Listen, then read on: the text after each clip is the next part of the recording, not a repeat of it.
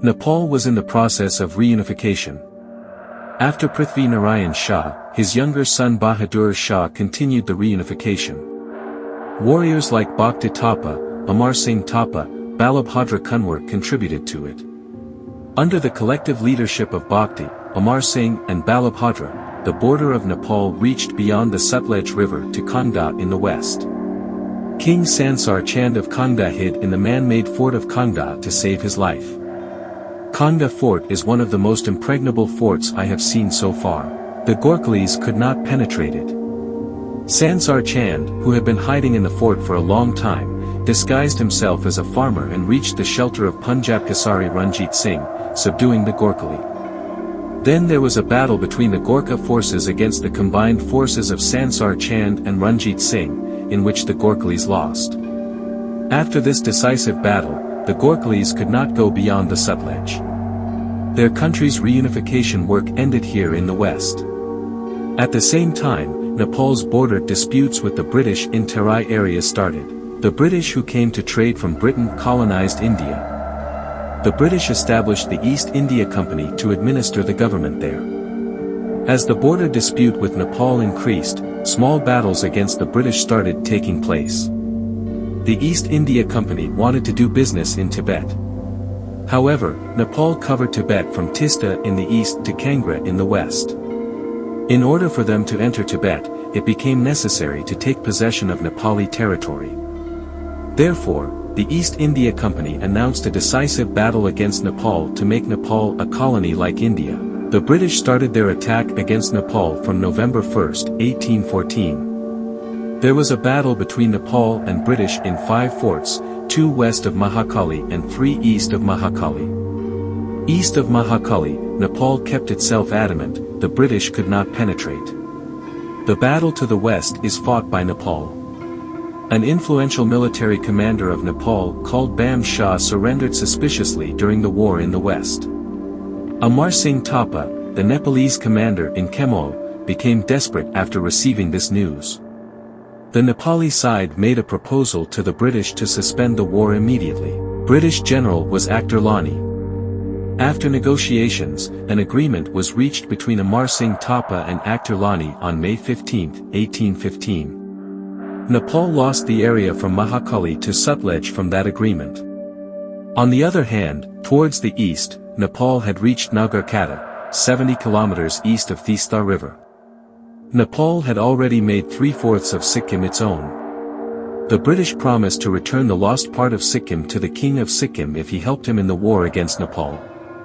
On the other hand, with the Nawab of the state called Awad on the Nepalganj side, they borrowed 2 or 3 crores of Indian currency, some books say 2 and 3 crores written in others, to fight the war. After winning the war against Nepal, there was an agreement that Britain would give the land to Awad for that amount. Britain was not satisfied with the general level agreement between Amarsingh and Lani. They wanted more from Nepal, which had lost the war.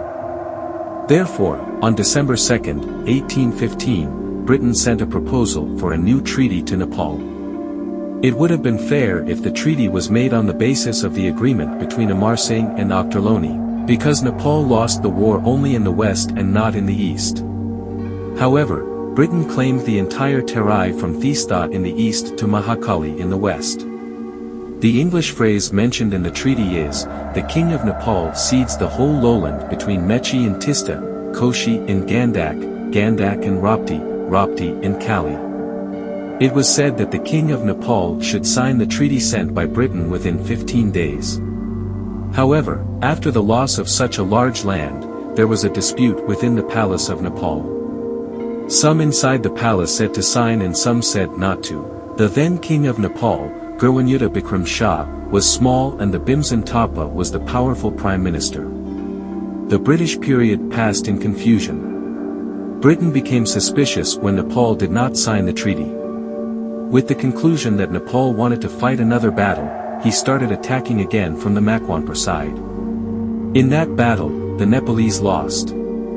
When the British went ahead with the plan to reach Kathmandu, the rulers of Nepal hesitated and finally were forced to sign the treaty sent by Britain. Nepal signed it on its behalf and sent it along with the Nepalese ambassador to the East India Company government. Chandrasekhar Upadhyay. Chandrasekhar Upadhyay took the treaty to Makwanpur camp and submitted it to the British. The treaty signed by Nepal and submitted to Britain on March 4, 1816, on the 93rd day after Britain sent it to Nepal is the Sugauli Treaty. A copy of the Sugauli Treaty has not yet been found. Even if there is a case in the court, the government of Nepal could not provide it. The signature of the king or the prime minister on behalf of Nepal is not seen in the Sugauli Treaty. The Sugauli Treaty seen outside has only the signatures of Chandrasekhar and Gujraj Mishra. However, this does not mean that the legality of the treaty cannot be questioned. When Nepal became a member of the United Nations, it was based on this Sugauli Treaty to identify itself as an independent country. At that time, Russia and Ukraine said that Nepal should not be given membership as a protectorate of India. Then the United Nations sent a letter to Nepal asking it to prove that it is an independent country. In response, Nepal sent a copy of the Sugauli Treaty stating that there was a war against the British and that Nepal and Britain ended the war by making a treaty as an independent nation without the involvement of a third party. In some places of Sugauli Treaty it is written as British government and in some places it is written as East India Company. However, we should understand this as an agreement with the British government, because the East India Company is a company created by the British government under an act. Therefore, there is no doubt that the British government should be responsible for this treaty. The Sugauli Treaty can be considered as a tragic incident that still hurts Nepal. The forced Sugauli Treaty cut off the head of Nepal in the east and cut it to the knees in the west.